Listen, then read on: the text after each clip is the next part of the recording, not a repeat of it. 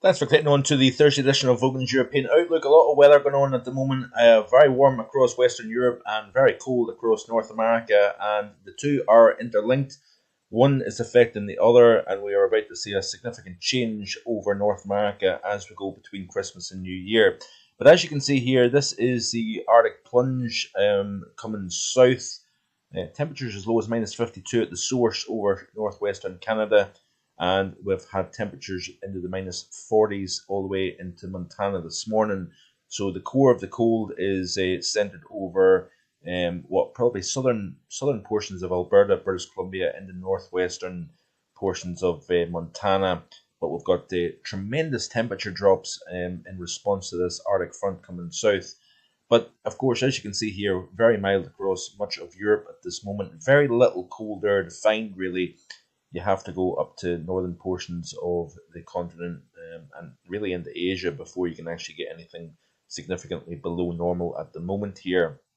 And eventually we are going to actually flood North America with Pacific air, and I'll show you that just now here. This is the jet stream chart across the northern hemisphere as of recording here. So this is around about the 12Z period on Wednesday, so it's actually yesterday in fact. But you've got, of course, the jet stream lifting north. We've got a strong speed max coming out of the south coast of Alaska, down that west coast into, I'll see if I can get an updated version actually of that, because I don't think that looks as if it's an updated version. So just bear with me just a wee second if you don't mind, because I think it is quite important to look at this chart, because this really is indicating the shift in the pattern as we go through the Christmas and New Year period. So here we go. This is a better view. What we've got is, of course, we've got the 1055 to 1062 millibar high Arctic area of high pressure riding right down underneath that jet stream. This raging at over 250 miles an hour, by the way. And that, of course, is forcing the cold out of the source into the southern half of the United States. Quicker that air mass moves south, the less it moderates, and we are going to see record-breaking temperatures up and down the land over the next few days here. But the killer is actually out over the Pacific Ocean. It's that jet stream that exits Asia, across the Pacific, and then heads towards North America that is going to kill this Arctic outbreak.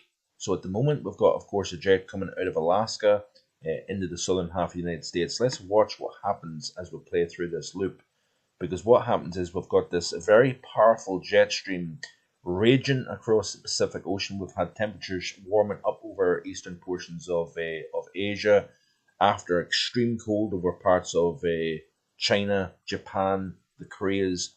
We've seen a warm-up take place. There has been a shift in the temperature gradient over eastern portions of Asia. That has then dictated a powerhouse jet stream exiting the continent and crossing over the Pacific Ocean. And essentially what happened is eventually this kicks that jet coming out of Alaska out of the way. And what happens is we replace the Arctic air that comes out of the north with Pacific air, and that is going to drive the temperature significantly up.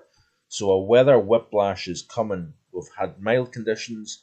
Now we're in the polar Arctic air mass, and then by the time we reach the end of next week in the run up to New Year, we are going to have very, very mild conditions as well. We could go from extreme cold and record cold to all of a sudden record warmth. But watch as we play through this loop what takes place here, specifically over the Pacific Ocean. Look at that there, how strong that arm of jet stream winds is.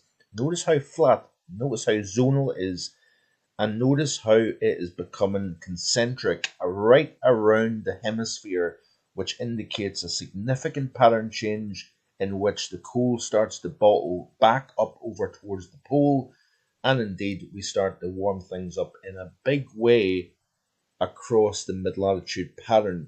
So the first 15 days of the month, very cold over the mid-latitudes, very mild over the high latitudes. Now we're starting to see the reverse of this pattern taking place, and I believe it's down to the WPO, the EPO, and the Manjulian Oscillation all playing a role in shifting this huge hemispheric scale pattern change. So we've got a strong jet stream crossing out of North America. Of course, as that arm of Pacific winds pushes in, it's forcing all that cold air to then get pushed out over the Atlantic here, and we're strengthening the jet stream in response to that as well. So it becomes a more more flat zonal jet stream, not just over North America or Europe, but across the entire hemisphere, as you can see here, by the time we reach Tuesday of next week, the 27th of the month here. So a very interesting shift, that's for sure. Looking at the pattern for Europe here, so of course we've got low pressure and control at the moment here. What we've got is, as we play through this loop here, what's taking place is we've got more weather coming in from a west-southwest direction. Of course, we've got that strong jet stream, but we're also filtering Arctic air into the northern half of the British Isles. And as that moisture meets that cold air coming south, I think precipitation will change over, particularly so north of the central belt during the course of Thursday, Friday, possibly even in Saturday as well. So this is off the GFS. This is the overview chart. You can see here we've got wintry precipitation across the northern half of Scotland. As you can see here, area of low pressure. We've got this shield of moisture, this boundary, bringing some heavy, persistent, possibly thundery rains in across Ireland, across England, Wales. That is going to continue to lift north. Of course, as that cold air is in place over Scotland, we're going to see precipitation changing over to snowfall, and as you can see here, the model is picking up in that. Now notice here it does indicate that southern, central and central Highland Scotland here during the course of Friday, this is the 2100 UTC, I think the snow is a high ground feature, but it's certainly interesting to see that. The problem that we have is this area of low pressure, albeit it's transitioning into snowfall across the northern half of the British Isles, it is a warming trend. So of course, the cold air that's now filtering back in to the northern half of the British Isles will eventually get pushed back out during the latter half of Christmas Eve and into Christmas Day. Then it's all eyes on that area of low pressure. Where does it move? How deep will it be? When does it exit? When does the cold air come in on the backside? That is all fundamental questions that remains to be seen. If you haven't already done so, check out my Christmas forecast. That's been released yesterday on marthagoonweather.com. So as you can see here, you can see this, the way things are happening here. We've got that milder air now starting to filter northwards over the British Isles. The reason why is, of course, we've got the area of low pressure to the west of the UK and Ireland, so that opens that southerly door to milder conditions. Notice here we still have wintry precipitation, so the cold air seen by the GFS is lingering over the higher parts of Scotland during the second half of Christmas Eve. And as you can see here, then we have a more fundamental push, I think, of milder conditions as we move into Christmas Day itself. Messy picture. We've got a bit of a squeeze now starting to appear in the isobars, indicating we'll have some pretty strong winds. And then as we press through the second half of Christmas Day, and it's all about the timing, notice here that we do have snowfall and stronger winds coming in with that colder wrapping around that deepening area of low pressure, may I add, to the northwest of the UK, sandwiched really between Iceland and Scotland. Real squeeze in the isobars, notice here in the western flank of that centre. And then, of course, as the winds cross around the circulation, they then wrap around into the northern half of the British Isles here. And then, of course, as we continue to play through the loop, of course, this is alterations in the model, day by day, hour by hour. Now the model has, on the 26th at 9 o'clock in the morning, that system then dropping south over Scotland and dragging in some colder air before the next feature moves in off the Atlantic, because we've got that strong jet stream.